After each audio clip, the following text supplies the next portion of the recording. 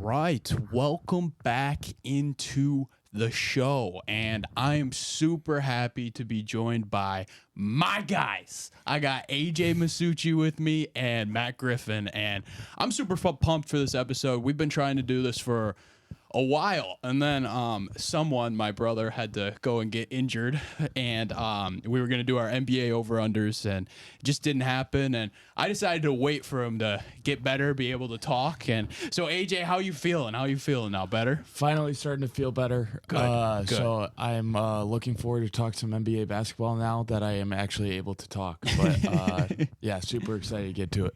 Yeah, no, I'm pumped for this episode. We're going to be discussing pretty much everything NBA going on right now.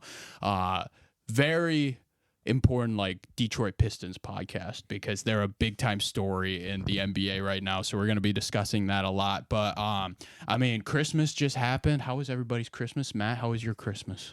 It was fine. Didn't do much. We haven't celebrated. My sister just had a baby on Christmas Eve, so we didn't celebrate all together because that's a whole process. Shout out to her and the baby. Thanks for that. But other than that, I mean, it was fine. Chilled, watched ball. Yeah. Can't ask for much more. Had some good football and basketball on, so can't complain about that, right? All right, well, let's get right into the podcast. We got to talk about the Pistons. Last night, they broke the record for the longest NBA losing streak in NBA history at 27. Only the single season losing Only streak. single season. Yeah, okay. Yeah. Is the other one, what's the other one? 28? 29, I think. 29, okay. I think so. Okay. Yeah, we are recording this on, what's today, Wednesday? Yeah, it's December 27th. They tie the record tomorrow if they lose Okay. to the Boston Celtics on national TV. Got you. So, I mean... Yeah, it hasn't been a good season so far, and to be honest, it's just been rough to watch. I mean, what has your guys' thoughts been on the Pistons so far? So I've watched nearly every game. I've missed 2 games, I believe, or 2 full games that I've missed. I oftentimes will turn it off to watch better teams when like the second half rolls around or whatever. But thoughts? I mean, it doesn't. I don't know. Everything's pretty bad. I don't know what to say about a team that's lost this many games in a row. I think that from a roster construction standpoint, like, it's definitely not good, but also players aren't playing to the capability that you anticipated them to. Like, nobody expected Alec Burks to stop being able to shoot. Isaiah Livers has legitimately turned into the worst player in the NBA after one offseason, really, which is staggering to me. Bojan, he had a pretty good game last night, but overall I've been relatively unpleased with how he's played since returning from injury. Doesn't feel like he's hit a movement 3 yet. Cade's been really good the past couple of weeks, which I guess is the most important thing. Ivy's jumper just hasn't really been there lately, but their strides defensively, which I guess is more important than the jumper at this point, because you kind of trust that that's going to come back to him. The coaching has been really bad. I've been extremely disappointed. I think that it's one of the worst coaching jobs I've ever seen. I think that it feels like there's not a lot of, like, he's just not taking layups. It feels like the rotations are changing a lot, and there's been injury, and he doesn't have a ton to work with. But it's not a roster that's about to be 2-30 bad. Yeah, no, I mean, I completely agree with that. AJ, you got anything to add? Yeah, it's Troy Weaver, number one, is to blame for this. His big offseason move was trading for Monte Morris, who we have not seen yet. And then his other big move was trading for Joe Harris, who has been terrible so far this year. Yeah. And those are the only 2 shooters, him and Bojan. Those 2 and Bojan are the only shooters he's ever decided to go get. And then he also, like, his big move last year was trading for James Wiseman, who, if outside of Isaiah Livers, might be the worst player in the NBA. He had 2 good games. Okay, so he has had a couple of good games. Great. I'm very happy for him. That Last 30 week, games. I thought we were turning a corner. Yeah, we were no. not. And then his other big trade was to trade for Marvin Bagley and then pay him more than anybody else was going to. Yeah, that was by rough. a significant margin. And now Marvin Bagley's been totally fine, reasonable this year. He's been as a reasonable. backup center, but he's not $15 million a year good. I just don't understand it. He doesn't believe in shooting. Drafting Sarge was fine, but he's currently a terrible NBA offensive basketball player. One of the worst, only behind maybe Killian Hayes as one of the worst offensive basketball Killian's players up in the to league.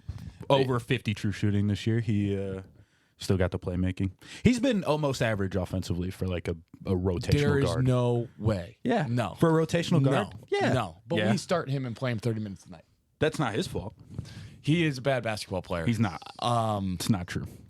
They just don't have NBA quality players to play, and they play Isaiah Stewart out of position. He should just be a backup 5. Yeah, He'd be an that's awesome true. backup 5. But we have to play him at the 4 because we don't invest resources into the most important position in the NBA, which is your 3 or 4 man. Yeah, I mean, like we've talked about it for a couple of years now, and AJ and I listen to Nate Duncan a lot, and they'll go through like off-season breakdowns of the Pistons, and every time the Pistons are super low on the off-season breakdowns. Like it's just like we're investing in all of these bigs, and it's like, how are we supposed to play with all these bigs when now it's like a 3-point shooting league and we have no shooters? You know, it's just been a completely rough year. And to be honest with you, like I watched the first couple games, and then my season started with college basketball, and I was just like, all right, this team's not worth watching. Like, I'm going to watch more college basketball, you know? And I'm never like that. I'm much more of an NBA guy more than a college basketball guy. But, you know, it's been really rough. It's been really rough to watch. And, you know, I agree with you in saying the coaching has just been atrocious this year. Absolutely atrocious. And paying him that much money, it just puts us in a bind where, like, you don't know where, you know, you should take it in the future. And that kind of leads into my next question. I'll start with AJ on this one. AJ, how do you fix this? It starts by just getting some NBA rotation players. Now, I don't think they should do a big move this year. We are set up to have $65 million in cap space. Oh, well, first of all, you fired Troy Weaver. You can't have a GM that's... You got to fire everybody. Yeah, We're about to be... everybody. We set the losing record. Like, how is nobody getting fired? We set the losing record. Troy Weaver being fired, I meant everybody. Yeah. Now, we probably have to keep Monty just from a... Arntellum, get him out of here. Everybody Stefanski, gone. Everybody gone in the front office that has any control over making roster decisions. Because the last thing you want is a GM desperate to keep his job. Yes. And trading like 3 future first-round draft picks and all of our young guys just so that we can go 15 and 67 or 68 or whatever the number is to save their jobs rather than like keeping the future still intact. Because we do have good young players. They just aren't good right now. We have right now, Matt and I were just talking about this before recording. We have 60 million with the chance to get up to $78 million in cap space, depending on if we decide to keep Bohan or not. So you could go out and get reasonable players. It starts with shooting. Go sign a Buddy Hield, a movement shooter that would really help create more space for Cade. You got to go out and get a forward. Someone, they came out with a list of names today. We can get into that later, but that's how you fix it, is through free agency and then continue to develop these young guys. But you got to replace the Alec Burks of the world, the Bohan Bogdanovic, the Marvin Bagley, the James Wiseman minutes with capable NBA players, just like the Houston Rockets did. The Rockets' main free agency moves, Dylan Brooks and Fred VanVleet, have been fine, but you just replaced more than fine, really. Yeah, you just replaced 1,900 minutes of Deshaun Nix with a capable NBA starter. Yeah. Now all of a sudden, like, you're a good team rather than the worst team in the NBA, which is where we're at now. Yeah, absolutely. I think that you mentioned, like, losing sight of the future is the thing, because obviously it's really bad now, and it's easy to watch the games and make fun of the guys and everything, and, like, all understandable. You lose over 25 games in a row, nothing's really off the table at all. But, I mean, at the end of the day, if you still think that there's 4 good future NBA players on this team, that's 80% of a starting lineup. If you think that the core 4 is a legit core 4, at the very least, like, starter level players one day, if not, and, you know, 2 or 3 of them are starter plus, better than average starters. And I think Cade is very obviously, at the very least, going to be that within a year, if he's not already. The past couple weeks of Cade have been phenomenal, and basically completely brought me, like, that's the only joy I'm receiving. It's like, okay, like, at the very least, now that Cade is finding his stride, it looks like we have a legitimate franchise player, and that's the most important thing for a team in this stage of the process. But if you can keep your sight on the fact that, hey, Duran's probably going to be, you know, pretty good, Ivy should be pretty good, Asar should be pretty good, and Cade should be really good, you're not that far off, or, like, you're not just completely done. I feel like that's the difference between this team and, like, the Sixers that only won, like, 10 games or whatever, is that, like, that Sixers team, like, they were banking on, like, Nerlens Noel and stuff, like, I guess that's off the top of my head. I didn't look into it a ton, but, like, we have guys that have talent. There's young talent.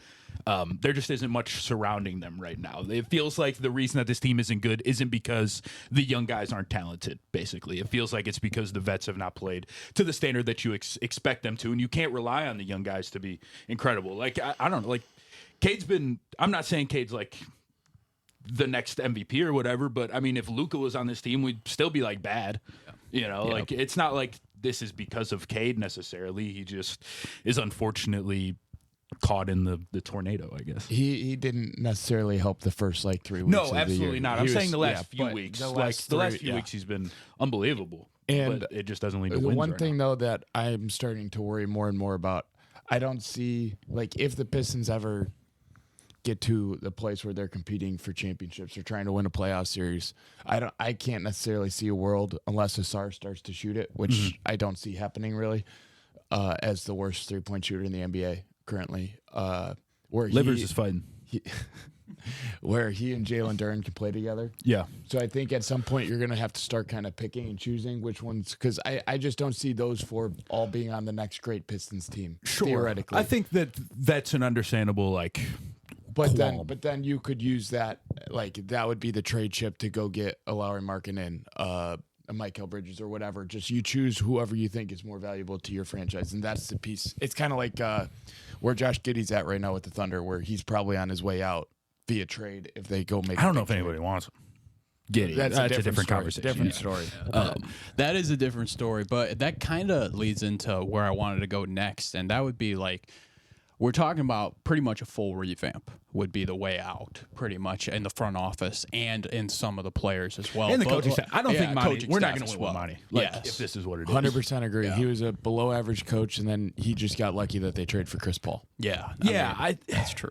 That He's is true. just checked out. But like, he didn't want to coach, and they gave him. How could he say no? How could I blame him for saying yes to the biggest contract in NBA history? You know what I mean? He didn't want to do it. He told them like, yeah, no, I'm trying to take some time off. His wife's sick. You know, yada yada, all that. Like, he didn't want. He wasn't looking for a job. You know, they just gave him the bag. And I guess one thing that I could say is Troy Weaver didn't want it. Troy Weaver wanted Kevin Ali, which you Is could that say any better? it couldn't be worse. I think it could be worse. I don't think so. He's an idiot. He was terrible. We've lost He was terrible in 27 college. straight games. He was terrible We in lost college. 27 There's no way straight he's games. going to be good in the NBA. Would he play Killian over Jaden Ivey?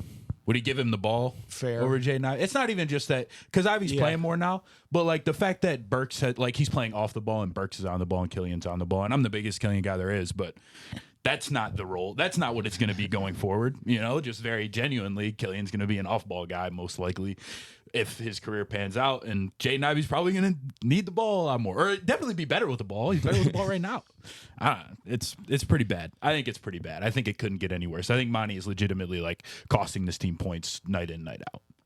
Yeah, I mean, the thing about this team that makes it like so rough is the fact that like, and you talked about it a little bit earlier, but this team historically, like if you look at it compared to some of the worst teams in NBA history, like they didn't try to be bad. Like this was a team No, that they were ready. attempted- They wanted to compete. Yeah, they wanted to compete this year, and the fact is like it just didn't work, and that kind of leads into my next question, where it's Hold like, on. Before the next question, just one more point to make this. It's year 4 of the Troy Weaver regime. yep. And we just set the single season losing Yeah. record, and we're about to tie the overall record. Because the overall record like lapped between 2 years, but we're about to tie the overall record tomorrow. Yeah. That should say something about Troy Weaver. Yeah.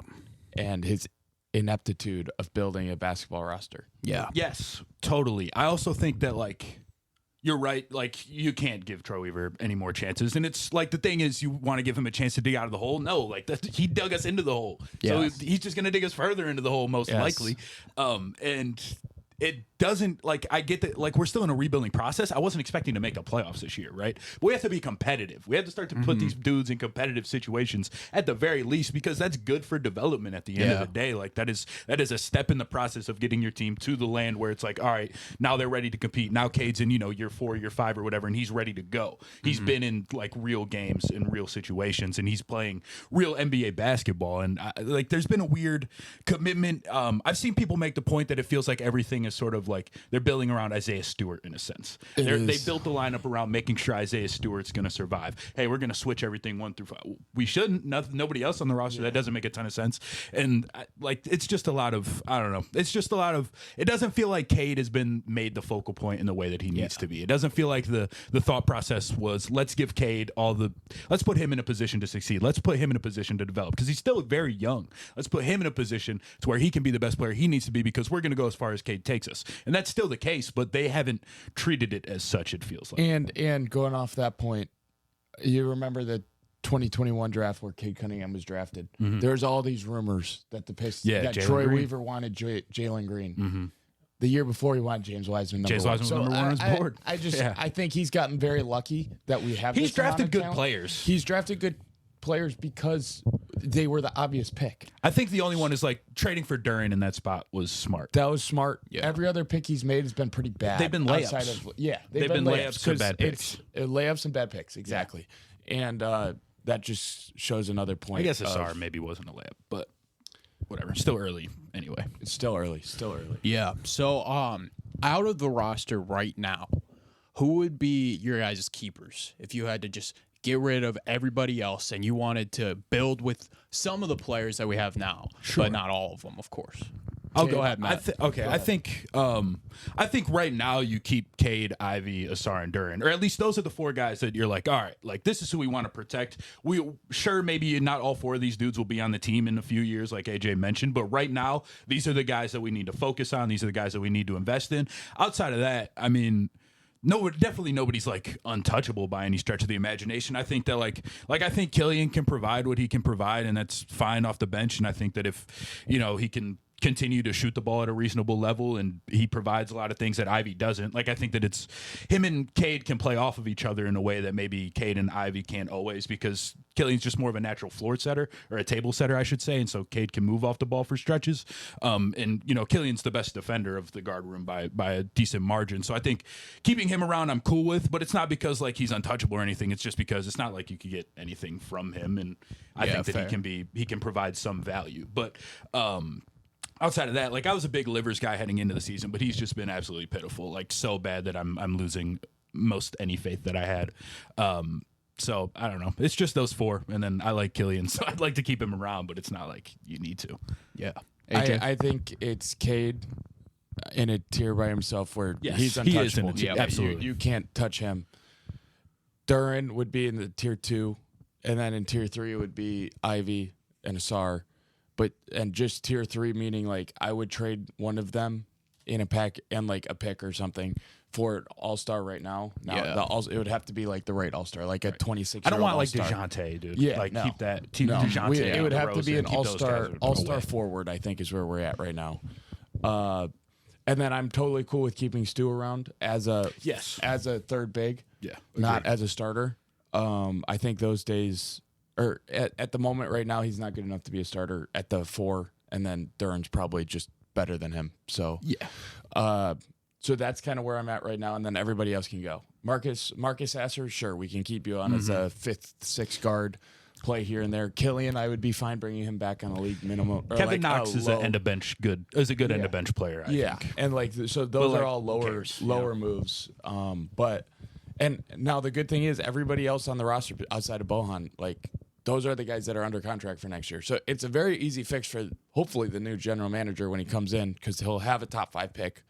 He'll have, knock on wood because lottery gods may be listening, but and then we have $60 million to go get hopefully like 3 to 4 really established NBA players. Yeah. And I think and then next year hopefully is the year where we're getting 30 to 35 wins, which is where we should be right now if we had a competent GM and a competent coach. I agree with that 100%. All right, so we're going to take a little break, and then we're going to switch into some current NBA storylines and kind of catch you guys up on what's going on in the NBA season so far. Hello. This is Giovanni Mosheri. You might have heard me a couple times on Jake's Takes. I am the sports media director of Oakland University's campus radio station, WXOU, and I've been the host for about 2 years of a weekly sports show called The Jomo Show, where we cover all of Oakland University athletics, including a weekly update on scores and highlights, as well as interviews with athletes or those otherwise involved in athletics. You can listen to The Jomo Show live on WXOU Thursdays at 6, or you can tune in to me afterwards on Spotify. It's The Jomo Show.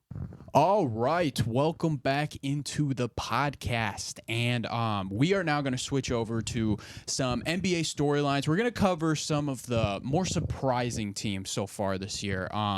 Since we haven't covered too much of the NBA so far, they're kind of AJ and Matt are going to kind of give us an overview of what's been going on, like who's been better than expected and who's been worse than expected. So I'm going to start with Matt here. Matt, why don't you give me someone who's been a little better than we thought going into the season, per se? AJ, me and you were both in agreement that this team was being slept on, that this team was a contender heading into the season. I think that we've been proven right. The Minnesota Timberwolves are your number 1 seed in the Western Conference right now. They're so good. They're so good. To me, this is a team that has rose from, I was always a believer sort of in like the Gobert trade and sort of what they built there. Last year didn't go great until they traded for Mike Conley and things started to turn around. And then in the playoffs, they played pretty well without Jaden McDaniels, one of their better players. In my opinion, top 3 wing defender in the league. And Top one. Hey, bro. Herb's been special. Right, Herb overtook him this year, I think. But I've loved watching the Timberwolves. I think that it's nice that they have a ton of talent, but also they sort of understand where they fall in the pecking order. And I feel like everybody's talents are able to sort of shine at the same time. And I think that that's part of what makes them special. The other thing that makes them special is that just defensively, they're incredible. Defensively, they're good at every level. They have Rudy Gobert, who's back at a Defensive Player of the Year level. He's as good as he looked in Utah. As good, way better than he looked last year, both in space, at the rim. He's been unbelievable. And you kind of know what you're going to get, and I think that come playoff time, some of the things that he was able to be exploited or were able to be exploited about those Jazz teams that he anchored are not the case with these Timberwolves because they're solid at every position. Whereas the Jazz, he was just completely he was just raising the floor to an unbelievable level. That's not the case here. They have Anthony Edwards who's able to lock down when he needs to. It's not always consistent, but he's able to do it late in games and when he's got the matchup that he looks forward to. Jaden McDaniels, again, all defensive caliber guy. They've got Mike Conley who, while sure he's not like the biggest guy or most athletic guy, I think as a chaser, navigating screens, he's really good. And I think rotationally, he's generally in the right spots. Just one of the smartest players in the league still to this day. And you always trust him to hit a big shot at the end of the game if you need him to. When, there's a minute 30 left and Mike Conley's taking a catch and shoot 3, I trust that the shot's going in. So they've just got a lot of guys that I believe in. I think that the one thing that sort of is keeping them from me saying, all right, this team's definitely like on the same tier as Denver is the fact that I'm not super bought into like Anthony Edwards' decision-making late game.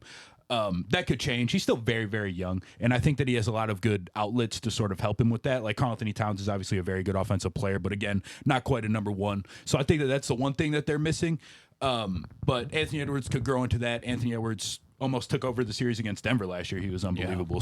I mean, you trust him to come through in the playoffs. But one thing, like a small thing or a detailed thing, is he's become a much improved mid-range shooter, and he's relied on it a lot more this year. But the thing is, late in game, it's like, is that the shot that you're looking for? Is that the shot that you're falling back on? Because when it becomes a shot that he's looking for, I don't think he's quite nearly as dangerous a player. But when it's a shot that it's just like, all right, this is what the defense is giving me, and I'm able to take it, that's when Anthony Edwards is at his best. But I still want him getting downhill as much as possible and not falling into the trap of, hey, I can get this mid-range jumper off, so why don't I?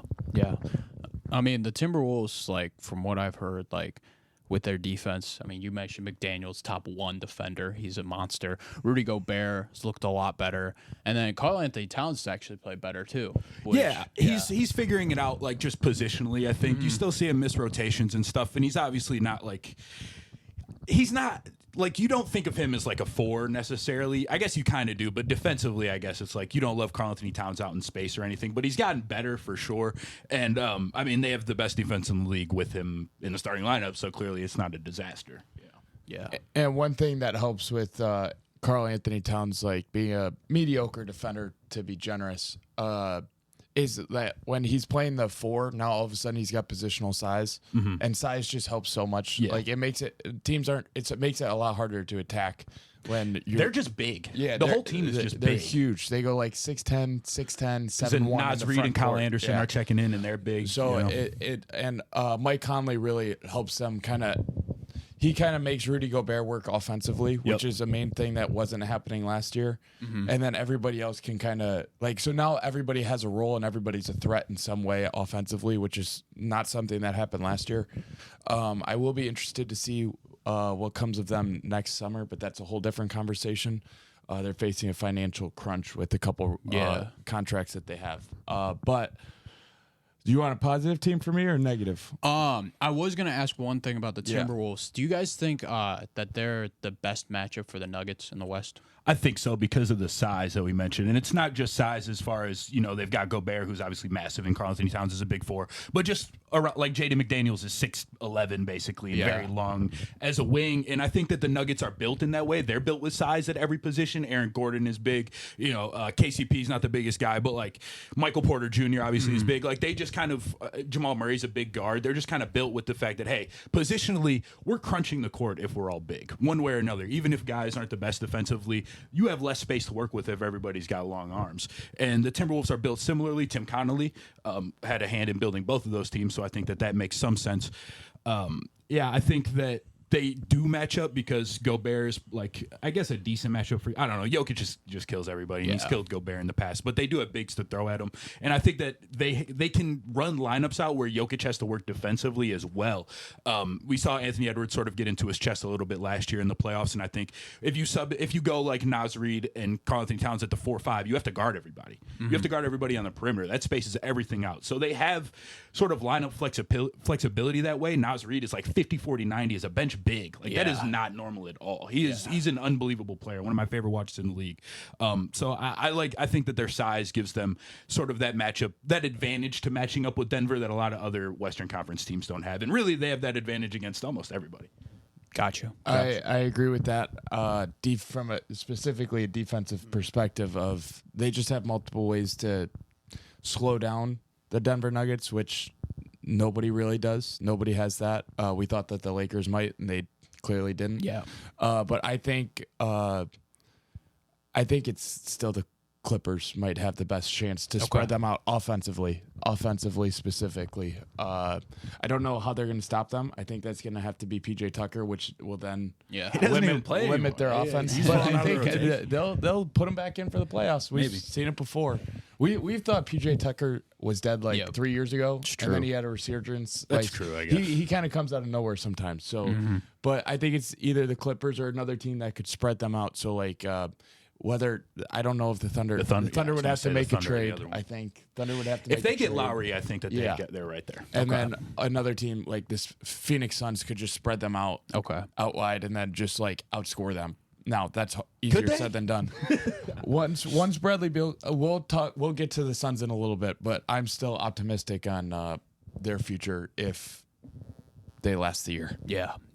All right, so AJ, why don't you give me the most surprising team in a positive direction as well? So who's done better than what you thought?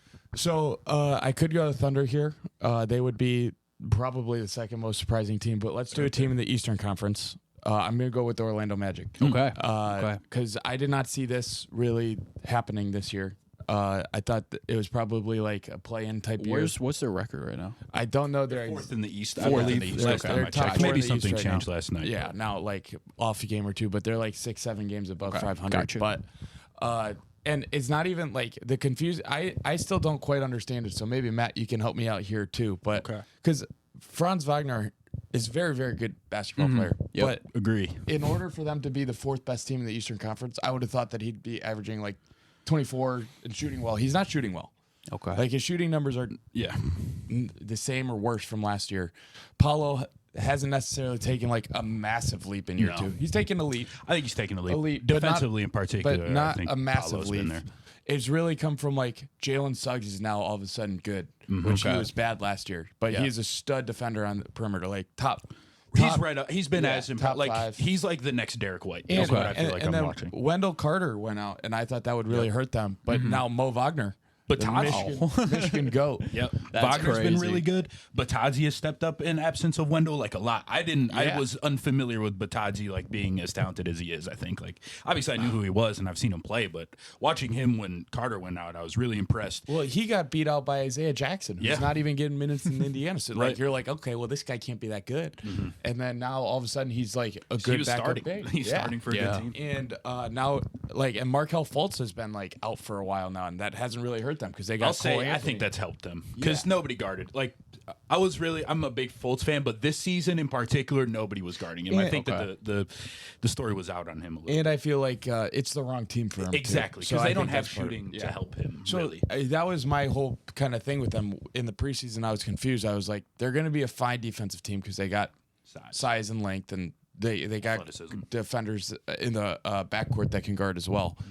So, but I didn't see like they don't have like an elite defensive player. Like Gotcha. there's nobody really Suggs top. is that. Suggs, Yeah. Suggs is now, but in the front court is really where like Yeah. you can raise a team Yeah. ceiling in the defensive categories. And I didn't see like a top 5, top 8 defender at any single position in the Magic front court. So I was like, okay, they're gonna be Jonathan okay. Isaac is that Yes, he That's is what now. it is. And, but I wasn't expecting Jonathan Isaac to be play. this good? Yeah, no, to, that's or to fair. even to play. That's I mean, he fair, hasn't too. played in like 3 years. Yeah. But so Understandable. like they just got a lot of like contributors coming out of nowhere, and I think it's a really fun story.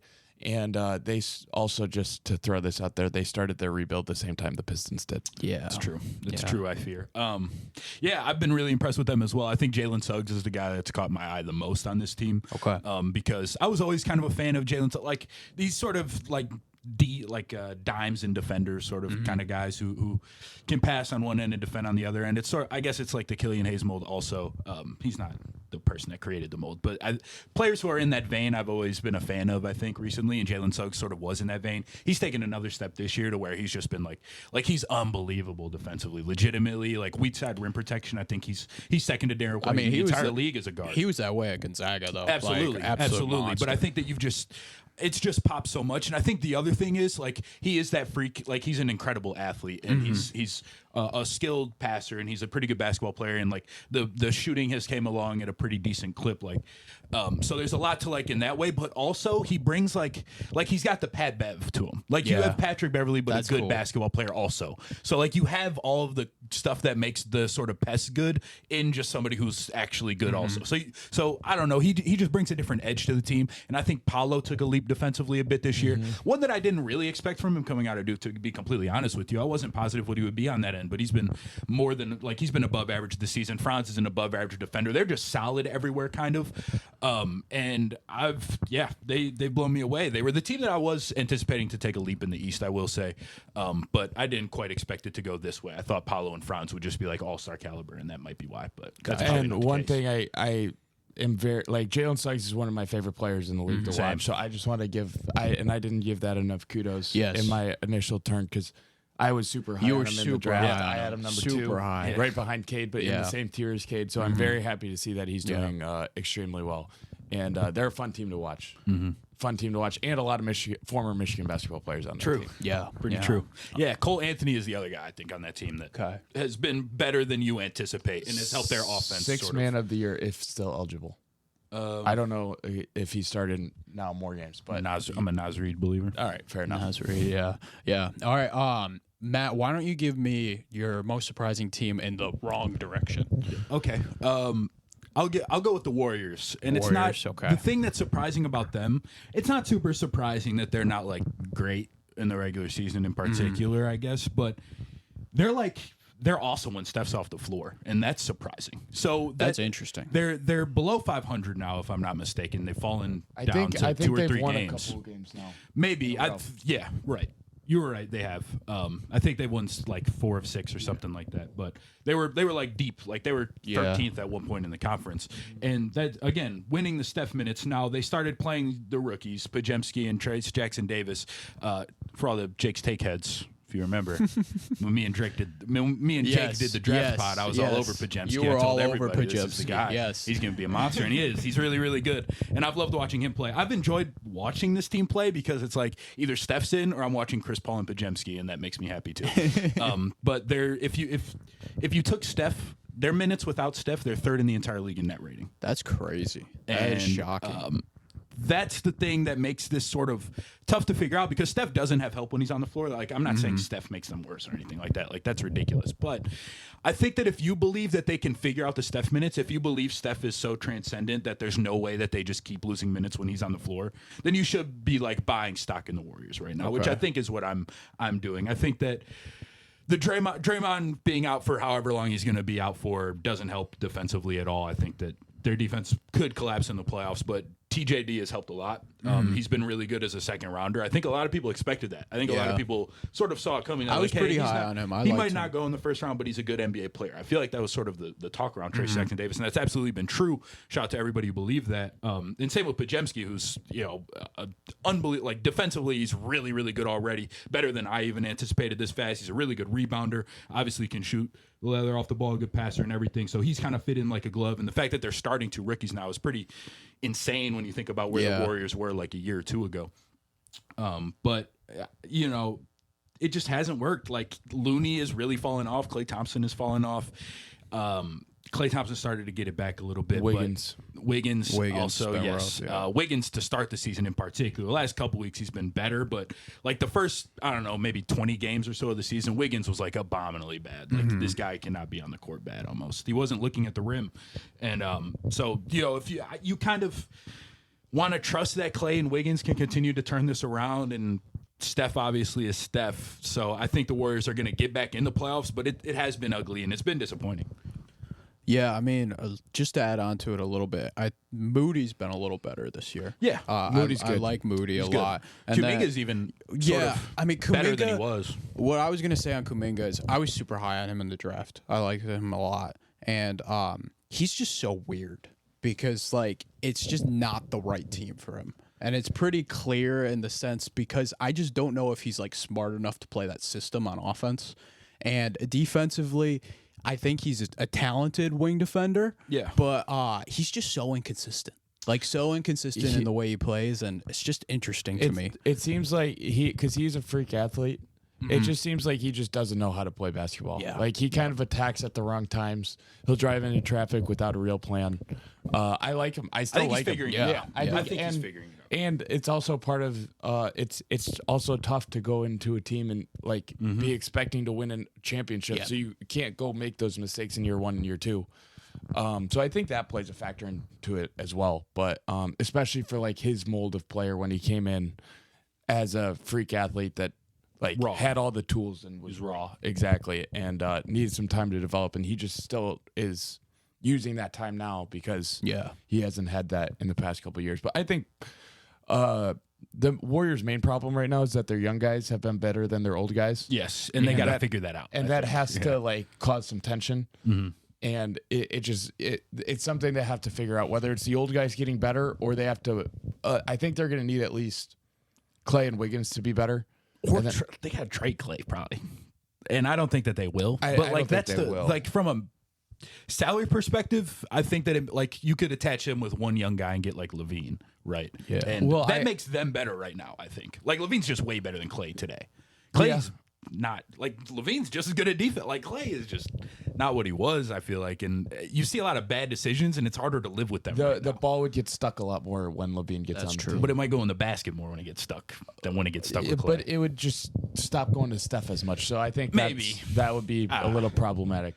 But could be. I think we just disagree on how good Zach LaVine is. But I think we disagree on how bad Klay is. That also may be a good counterpoint. I think they're going to end up figuring it out eventually. And I mean, it's just really tough to come out of the West when you're a 7 seed. Yeah, that was and you a 6 seed, and you have to go like you're on the road for 3 straight series. Yeah. It's really tough to make it to the finals, and that's the standard for the Golden State Warriors. Yeah. When their owner said that they're light years ahead of everybody, I mean that's the standard. So I don't see them getting to that standard. I don't think they're good enough. I think they're too small. Do you think they make the playoffs? That's what I was going to ask. Yeah. Do you think they get to the playoffs? Yes, I would be pretty shocked to see if they don't. Because even if like they make the play-in as a 9-10, I'd be surprised to see Steph not winning playing game. Two playing games. Yeah. Unless like injuries, like who knows? Exactly. So, but I would. Who knows how long Draymond's out? Yeah. It's completely up in the air. It's indefinite. I don't know. I'm tired. I don't want to talk about Draymond Green. Yeah. But their defense is just not going to be good enough if he's out forever. I didn't think he was like he didn't look like Draymond defensively. No, but been he's playing. still their best defender. You know, he's been ejected more times from games than the Pistons have wins this year. Just a fun fact. And suspended. He's been suspended for either ejected or suspended for over 50% of the Warriors games this year. Hey, he's a playoff guy. He's a 16-game Him and player. John Morant probably are hanging out for a little while. but Well, you know what's another stat for the Pistons? John Morant has more wins than the Pistons. True. Unfortunately. double their Double wins. the amount. Double their wins, and he's played 4 games. It's a little rough there, but all right, Matt. Did we do your team? Yes, we did your team. So AJ, I want to hear your team that shocked you for how bad they're doing so far. So there's a lot I could go with. I could go with the Cleveland Cavaliers because I expected them to win over 50 games. I know Tell that me brings about up it. rough Yeah, memories this for is you. rough memories. As you predicted them to win or come out of the East last year, and then they Yeah. lost in 5 games in round 1. That was tough. That was tough. Mitch Robinson, man. It happens. Happens to the best of us. But I could even go with the Milwaukee Bucks because they're just like weird. I don't They understand figured it them. out. They're second in the East now. I know, You can't- they're not disappointing. No, I know. I just said that I could go. I didn't say I will. I will. I think I'm going to go in a different direction here and go San Antonio Spurs. Oh, Okay. Yeah, that's fair. Maybe the only the picking worst on the young teams. Maybe the only worst coach in basketball than Monty Williams might be Greg Popovich.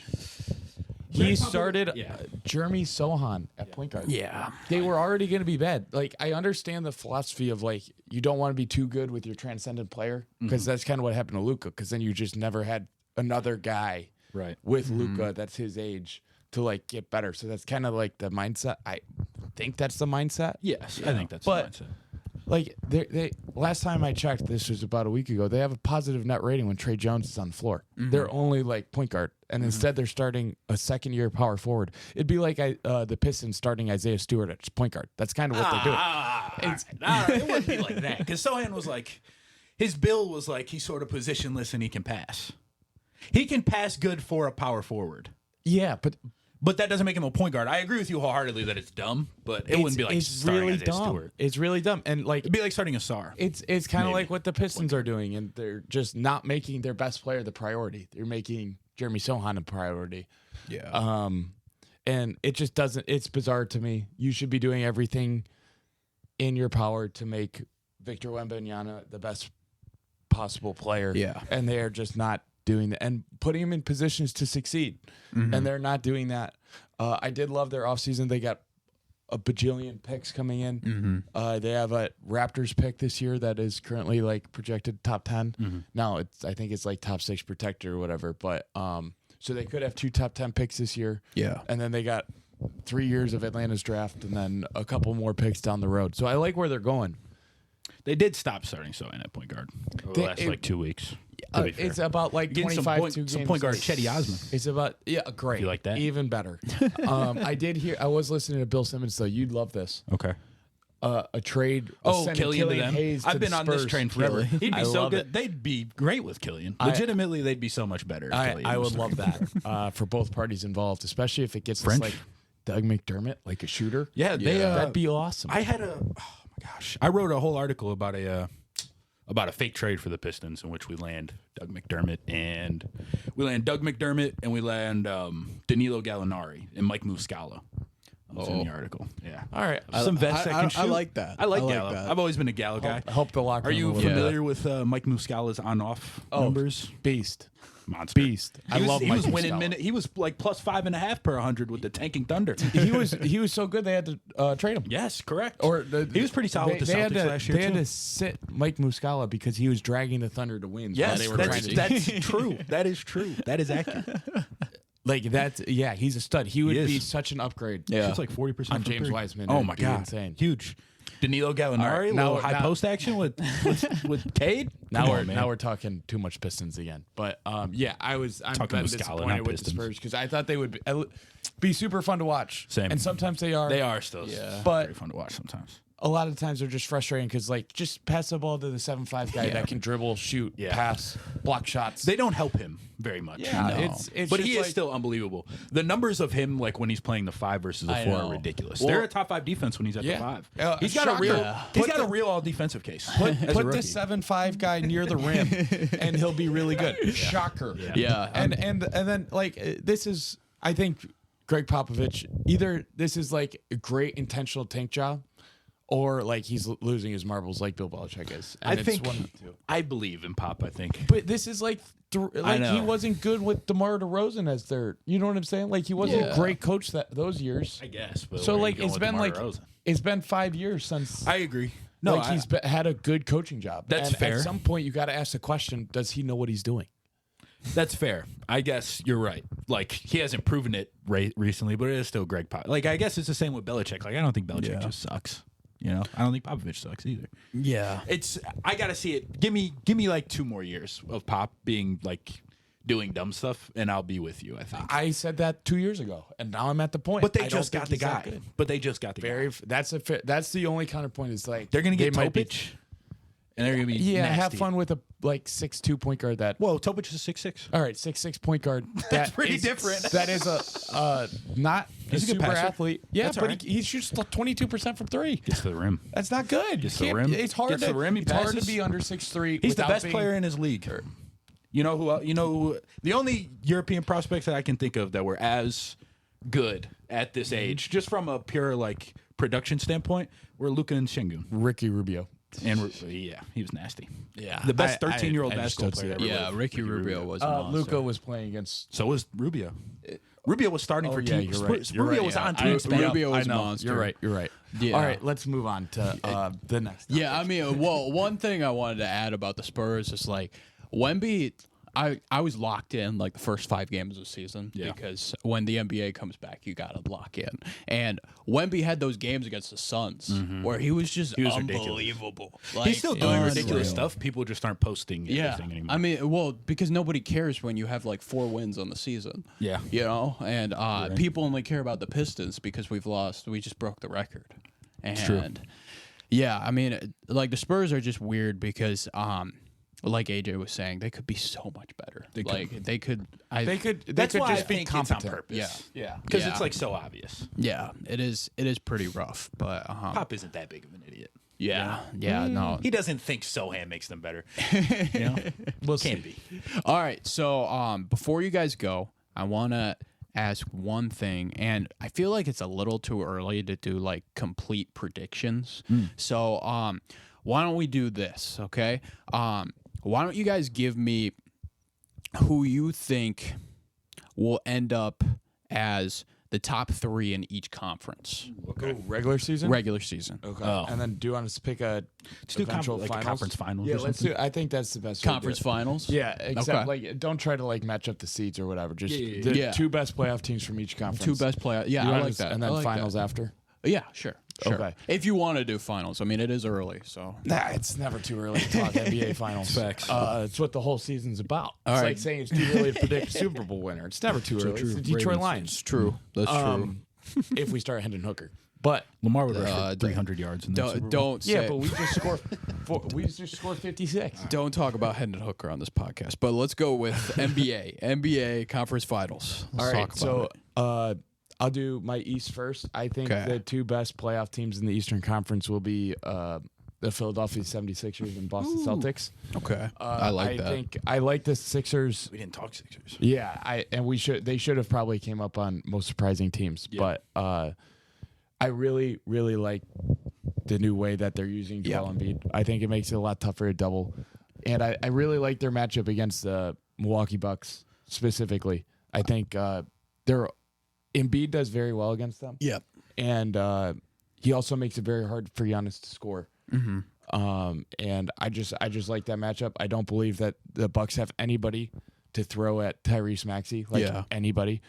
And I have a hard time finding a way that the Bucks would go get one of those guys with the assets they have that is competent enough to be guarded on the other end. Yeah, to add on a little bit, like I talked a lot about the Sixers last year and how when Harden was on the floor, they'd play like at tortoise pace. And then when Maxey was on the floor, they play super fast. And I love the way they looked with Maxey on the floor. So right when Harden got out, I was like, oh, man, this team's going to look really good this year. And I love what I see when I watch them. Like, they're so much fun to watch. They've been awesome. They're a ton of fun. And because Max is just great. Yes. Like, he's a really fun good player to watch. He's like he has, to a degree, an unsolvable problem. Mm-hmm. Yes. With his speed and his shooting. Yeah. It makes it really tough. And him and Joel chemistry is just going to keep getting better and better. Yeah. So I think they're going to give Boston a series. Mm-hmm.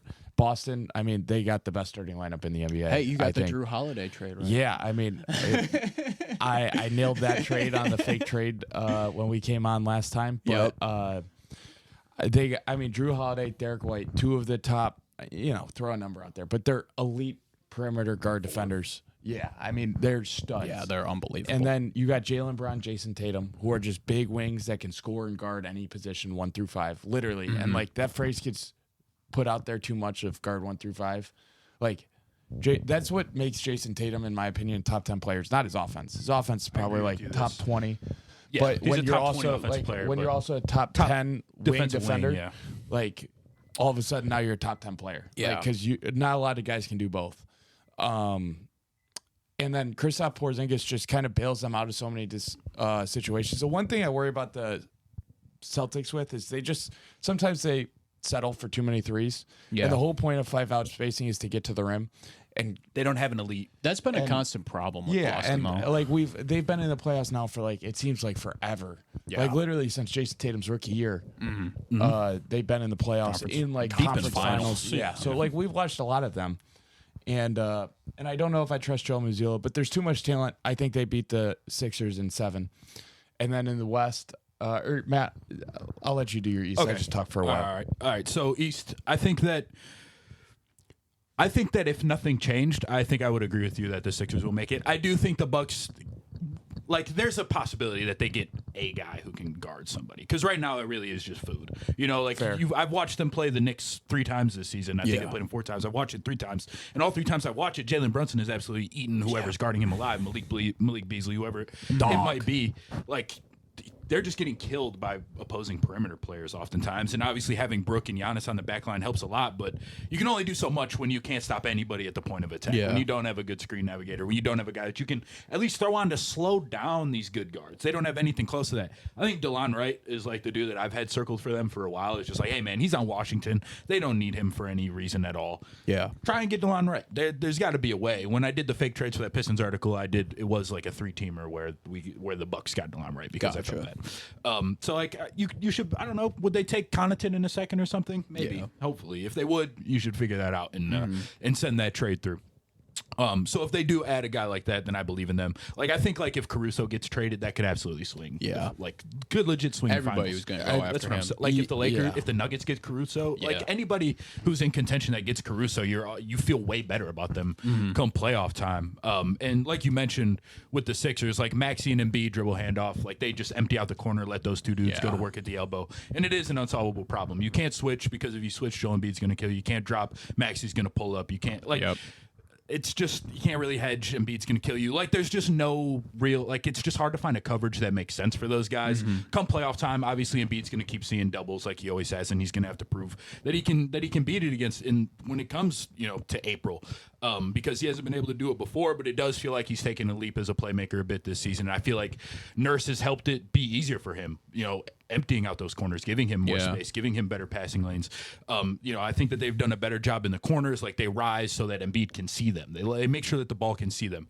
It feels like they're just a very well-coached team. I think that Nurse has just done an unbelievable job. That's the reason why I think Embiid will finally have a playoff run. Yeah. But the thing is, once they get to Boston, then it's Horford. They don't have to double him because they have Al Horford. Now Horford's been the best Embiid defender in the league since Marc Gasol was running around. And they just have they exploited him a little bit Game 7 last year defensively as well. Tatum kind of got to him, but he had a really good defensive series outside of that. Tatum just got hot. And so I could definitely see that being the conference finals. The thing that scares me about Boston a little bit is they don't have like a top 10 offensive player. You know, and I get it. Their space is unbelievable. They have so much space. They have so many guys that can get a bucket when you need it. It's just like Tatum. It's just a lot of pull-up shooting, and he's not a great pull-up shooter. Like, just from the numbers, he's sub 30% on pull-up threes this season. That's pretty tough to sustain, and it's been like that for 2 years. That's not a fluke now. Like, since he's put on the muscle, he hasn't been shooting pull-up threes at a high clip at all. The counterpoint is that they would have in their starting lineup like 5 top 70. Yeah, you know, like yes, so that's no, so they have 6. that's Honestly, come playoff time, Horford gets to that level. I wanted to say this on the Embiid factor. It seems like Horford's taken a significant step. I said back. that last year. No, before playoffs. Yeah. Okay. Now maybe said they that like before the playoffs. put him on Sure. ice for like a month think that before they did. playoffs. So maybe I'll he'll believe be it fine. when I see it. Yeah, I've always been it's a where I'm at with Horford guy where it's like he turns it on in the believe it when playoffs I and see just it. figures it out. So like when we see it, we'll see it. But And Porzingis adds so much. I said, I was like, he's gonna be their second best player. yeah, And, I mean he's a beast. defensively, he cleans up any like those guys can be more aggressive because they have him behind them. Like, Yeah. and so now you've unleashed Derek White and Drew Holiday a little bit more than maybe they would have been last year. Well, not Drew Holiday because he was on the Bucks, but there's just an extra level line of defense behind them at the rim that they really haven't had, and he does bail them out of possession so often because he's such an unbelievable shot maker. At 7'3", I think that they're the best team in the East, and that'd be my pick to come out. In the West, I'd go same thing that I had before the season: Denver, Minnesota. Denver, Minnesota. What about you in the West? I would say those are my 2 teams as well. Do I want to put the Clippers there? The Clippers are good. The Clippers are good. I don't know. I got to see it a little bit more. Yeah, I mean, probably. I think I'm gonna put the Clippers there. I don't trust their like 5, 6, 7 as much. fair. as Healthy Clippers. I think I put there over the Minnesota Timberwolves. I believe. I just think it's there's a reason why every best player on the NBA championship team's 26 years or older. Yeah, it's fair. And I just think I'm not picking them to win the title. yeah, no, I know. I'm just saying like playoff success, like and Excuse older. so I think I'd go Clippers, Nuggets in pretty significant order. Would crush them. Yeah. So no, do you have any hope for the Suns? I'm out on the Suns, but I didn't like them. So yeah, my counterpoint on the Suns, because I know that they've been pretty bad and they lose a They're lot. sub of 500. Right Yeah. now. My counterpoint is like, and how long is Bradley Beal out? Did that report come out? I think it's kind of indefinite. But I know that he was questionable, or like he got upgraded to questionable or probable recently. So he'll be back soon though. So because but when he played, he didn't look right. no, but he does. But the worst case scenario of him is, I would assume, is like good starter, and just even Probably. having those minutes for a Good team that's offensive not deep at all. Yeah. Like the Suns, he's like an you're just upgrade. replacing Yeah. those minutes with capable NBA player that's going to be guarded. That just gives Devin Booker and Kevin Durant so much room. I have a hard time just counting those two out in general. I get that. I agree with I that. still think that they would be better off without making that Kevin Durant trade, but I just think that they're pretty limited now with their roster and what they can do going forward. But hey, maybe that just needs Devin Booker's piss in a couple years. That's what I want them to implode so we get Devin Booker. I'm rooting against them like I root against the Chargers, so Herbert will Yeah, well, Herbert's got like $110 million trade tag, but whatever. Different story. I don't care. So I still believe in them. I just don't believe in them enough to beat some of these top teams. So I would say healthy Clippers, I think, are the second best team. I would not bet on them being healthy, so I'm actually going to change my prediction to the Timberwolves. Okay. Fair. And we talked about Timberwolves Nuggets like matchups a while back. So guys, this has been a lot of fun. A lot of fun. And then Celtics beat the Nuggets this year. Celtics in the beat finals. the Ooh, I Nuggets. like that. 7. I'll still go with 6. the Nuggets, but the Celtics are really good. Yeah. I can't get my head around Jason Tatum, best player on the team, but I Jason don't Tatum, think best player in the but he doesn't have to be a top 5 level player. Because they could literally win the championship with 4 different players, even 5. Like if Finals it's a MVP, 6-game series, like they could have 6 different players be the best player in an individual game. Yeah. Now Al Horford would have to hit like 8 threes for that to happen, but He's like, done it before. Their top They'd have- 6 is like in a different world from Yeah, everybody, well, pretty and then much. like the chemistry that Nuggets team has, I would say, is right up there Yep, with them. agreed. With, And with they 5. have Jokic, but and which is who's- just such a massive. He's undisputably the best player in the NBA, and is not Your even boy's coming, close. Luca. Oh, Oh my God, he's been unbelievable. He's been my favorite watch this season. Same. He's been my favorite That's watch this another team that I think could beat anybody. Yeah, in the any Mavs are given scary. series. I can't get there because what they do, what they're Luka, not defensively. But you could shout out to him, man. He's been ridiculous. Us three and a random guy off the street, and we would have a competent NBA offense. That's true. With Luka Doncic, We would be better than the Pistons offensively. Us three and Anthony plus Luka. Kate off the floor, Asar on the floor, and Killian on the floor. I think right. we're better than the Pistons offense. We don't need. They're even worse when Alec Burks has to play point guard. That guy yeah, sucks. yeah, true. God, I hate Alec Burks. You could now. assemble a lineup with a. Alec Burks is the new Trey Lyles, and just like every time he does something, I hate it. Like I just hate it. But no, shout out to Luka. He's playing defense this year. It's pretty sick. I love watching that team play. Me too. I really like Derek Lively. They're in a lot of close games, which has helped. I feel like every night. Luka always Oh my makes God. a shot. Yeah. It seems Yeah, like it's Luka's unbelievable. He's It's awesome. unsolvable. Yeah. He's the second best offensive player in the league, I think, handedly. And it's Yeah. like close, like with him and Jokic. Yeah, I think. but I'm Like, saying it's like the not- gap. I think there's a gap between 2 and 3. Like who's 3? Steph. Like there's a gap. Halliburton this year only. Hallie's SGA falling off, bro. SGA. SGA is I know close. he's falling off, but Trey's 30. Both the play or yeah, the but their team in-season stinks, and tournament. I don't want to talk about the Atlanta Hawks. So? Hawks stink. 30-10. If Derek White gets in the All-Star game over Trey Young, I'm protesting. I'm not Yeah, no, watching. that would be bogus because Derek White goes against the 5th best defender on Every any night. other team. Yeah. And Trey sees everybody. So Yeah. but yeah, no, I think it's going to be an awesome playoffs, especially in the Western Conference. I mean, I think that there are probably 7 teams that are all in a similar tier Yeah. of. There definitely could be. yeah. Like, especially if the Warriors sort of get right. Like, the Western Conference playoffs. can and get really I mean, odd. a lot of I've heard Pelicans, a lot of too. I've heard a They're lot a of wild hate. card. Yep. And if Zion gets right, Right. look out. Yes. I've heard a lot of hate about people hating on the NBA, specifically the Smith family. And I won't stand You it. don't know ball. Yeah, it's a lot of fun. Just turn on a game and actually watch it, and you got to tune out all the complaining to the refs and the flopping and all that stuff. God, why won't they just put 2 dudes on the block and not give anybody any space? Now, but it's a lot of fun to watch. Where's the immobile 7'4" guy? And Kills everybody. this playoff, I think, has a chance to be. It's been a fun year. Electric. Just a lot of guys. Like Luka every night is must see pretty much. Like Jokic, obviously. Embiid every night feels like he's like it's just I don't know. There's so much talent, and I feel like I've been saying that the past couple of years, but it just keeps becoming true. Chet every night watching the Thunder. Chet and SGA. Oh my God, SGA's taking he's hitting pull up mid range jumpers at a different clip now, and he's unguardable. Like there's just so many guys who are unsolvable. It feels like offensively. And it seems like almost every guy every team has a reason to watch them outside of us in Washington. Well, I think Cade's a we reason can to watch. watch us Cade's, also. Cade's a reason to watch, I think. And to see how far the streak goes. And maybe the Toronto Raptors you want to skip.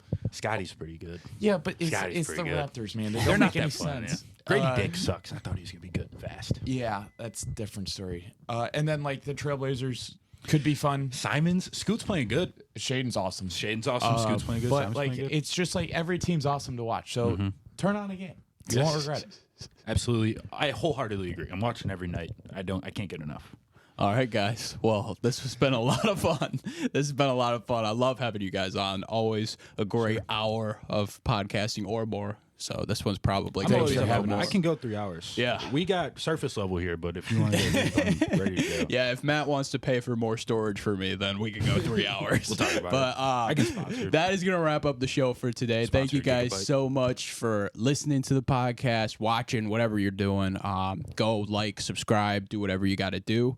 And I will be back at you guys soon. Peace.